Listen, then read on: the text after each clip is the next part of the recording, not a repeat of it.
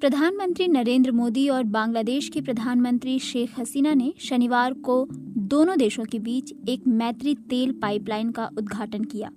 भारत की बांग्लादेश के साथ ये पहली तेल पाइपलाइन है। इस पाइपलाइन को 377 करोड़ रुपए की लागत से बनाया गया है, जिसमें बांग्लादेश में पड़ने वाला हिस्सा 285 करोड़ रुपए की लागत में बना है। इसका भुगतान भी भारत सरकार ने ही किया है। इस पाइपलाइन की क्षमता 10 लाख मैट्रिक टन प्रति साल है। इससे उत्तरी बांग्लादेश के 7 राज्यों में हाई स्पीड डीजल पहुंचाया जाएगा।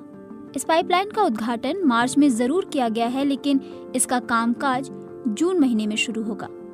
क्रॉस बॉर्डर पाइपलाइन असम स्थित Numaligarh refinery limited marketing terminal से बांग्लादेश पेट्रोलियम कॉरपोरेशन पार्बतीपुर डिपो तक डीजल पहुंचाने का काम करेगी।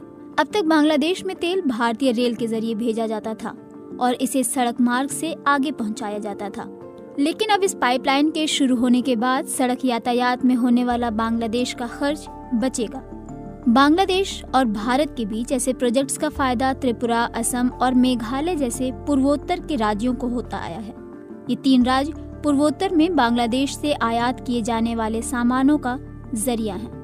इसे समझते हुए बीते कुछ सालों में दोनों देशों की सरकारों ने कई नए प्रोजेक्ट्स की शुरुआत की है, जिससे दोनों देशों की कनेक्टिविटी बढ़े और सीमाएं और खोली जाएं। कई मौकों पर शेख हसीना ने भारत को चट्टोग्राम और मोंगला पोर्ट का इस्तेमाल करने का न्योता दिया है, जिससे बांग्लादेश और पूर्वोत्तर राज्य असम और त्रिपुरा के बीच सामानों की आवाजाही बेहतर हुई है। दोनों देशों के बीच ट्रांसपोर्ट बेहतर करने के लिए साल 2021 में मैत्रेई सेतु बनाया गया, जो त्रिपुरा के सरभूमि को बांग्लादेश के रामगढ़ से जोड़ता है।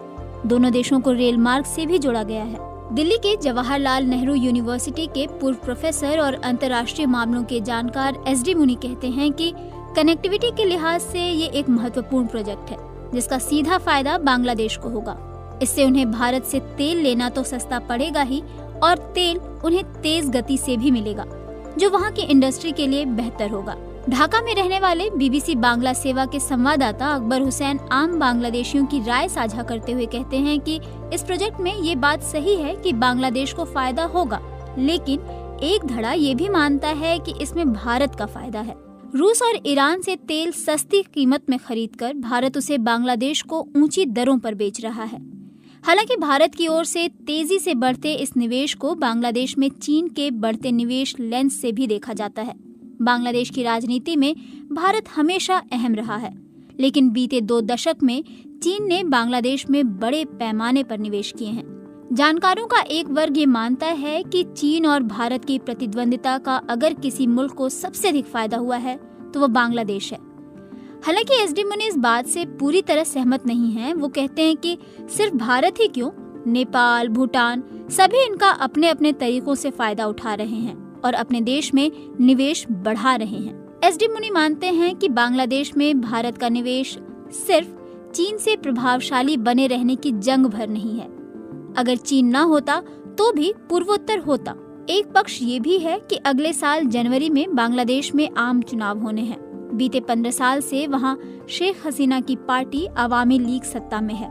बांग्लादेश की राजनीति में भारत प्रभावशाली भूमिका रखता है, लेकिन क्या दोनों देशों के बीच के रिश्तों और इस नई पहल का असर वहां के चुनावों पर होगा? अकबर हुसैन मानते हैं कि बांग्लादेश की राजनीति में शेख हसीना जिस स्थिति में है, उससे इस पाइपलाइन के शुरू होने या नहीं होने से कोई खास असर नहीं पड़ेगा। साल 2009 में हुए चुनाव के बाद से बीते 14 साल से वो आराम से सरकार चला रही हैं, क्योंकि उन्हें भारत का समर्थन मिला हुआ है। हालांकि SD मुनि मानते हैं कि इस तरह की साझेदारी बांग्लादेश की आंतरिक राजनीति में शेख हसीना की छवि को बेहतर करेगी। बांग्लादेश में एक बड़ा तबका मानता है कि देश में चुनाव निष्पक्ष नहीं होते, तो ऐसे में इसका असर शेख हसीना के लिए चुनाव में कुछ खास नहीं होगा। हालांकि शेख हसीना यही चाहती हैं, तो वो इस तरह के प्रोजेक्ट्स के जरिए ये दिखा सकेंगी कि भारत के साथ बेहतर संबंध से वो बांग्लादेश का हित ही साध रही हैं।